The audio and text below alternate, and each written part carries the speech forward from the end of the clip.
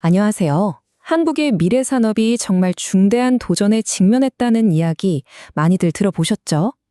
그런데 그 진짜 원인이 사람이 아니라 혹시 이것 때문이라면 어떨까요?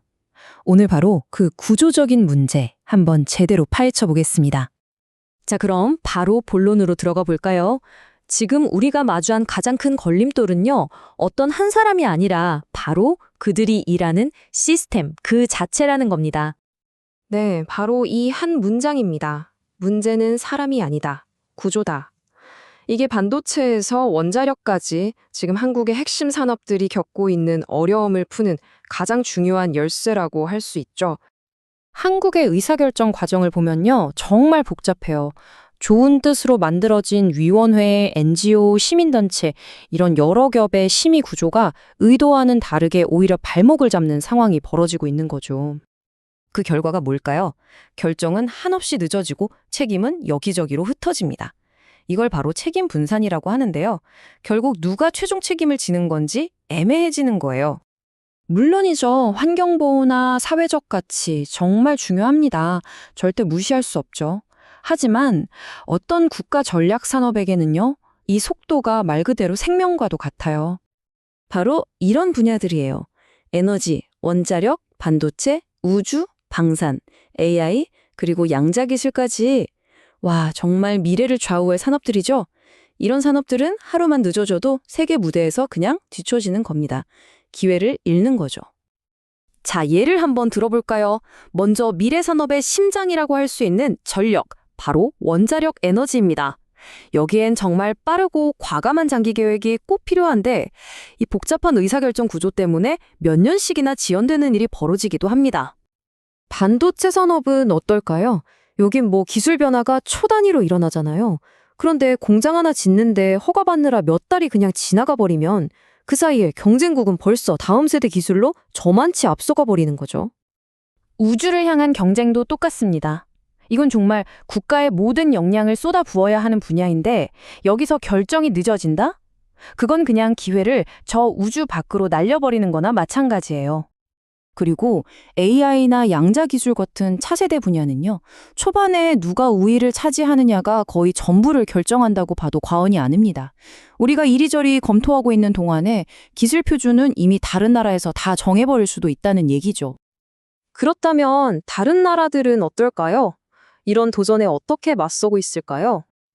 네, 미국은 우리와는 좀 다른 길을 가기로 마음먹은 것 같아요. 자국의 전략적인 미래를 더 이상 시장의 흐름이나 우연에 맡겨두지 않겠다는 거죠. 이건 그냥 말로만 하는 선언이 아닙니다. 지금 보시는 프로젝트 볼트처럼 국가가 직접 나서서 핵심 광물을 비축하는 아주 구체적인 실행에 옮기고 있는 거죠.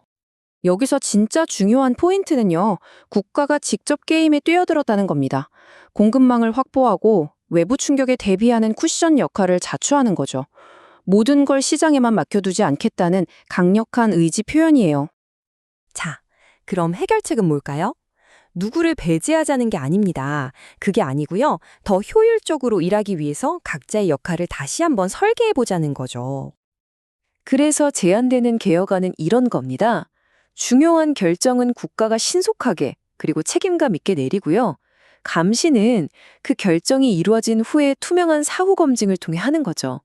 이렇게 역할을 딱 나누면 명확성과 속도 두 마리 토끼를 다 잡을 수 있다는 생각입니다. 이런 구조적인 변화가 왜 이렇게 시급하냐면요. 바로 이 차트를 한번 보세요. AI 같은 미래 산업이 정말 어마어마한 양의 전기를 먹는 하마거든요.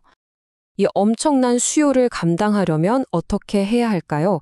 결국 한국은 대형 원전이나 SMR 같은 아주 안정적인 에너지 기반 위에서 미래 산업을 키워나가야 한다는 결론에 이릅니다.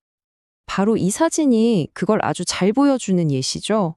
안정적인 전력망이 있어야만 이런 첨단 산업 단지들이 계속해서 혁신하고 세계와 경쟁할 수 있는 겁니다. 모든 게 다 연결되어 있는 거죠. 결국 이 모든 이야기는 하나의 질문으로 모아집니다. 바로 국가의 미래를 위해 어떤 중대한 선택을 할 것인가 하는 문제죠. 이미 미국이나 유럽 같은 다른 민주주의 국가들은요, 미래 경쟁에서 이기기 위해서 기술과 산업의 룰을 새로 쓰고 있습니다. 발빠르게 움직이고 있다는 거죠. 이런 상황에서 우리에게 마지막 그리고 가장 중요한 질문이 남습니다. 과연 한국은 어떤 구조를 선택할 것인가?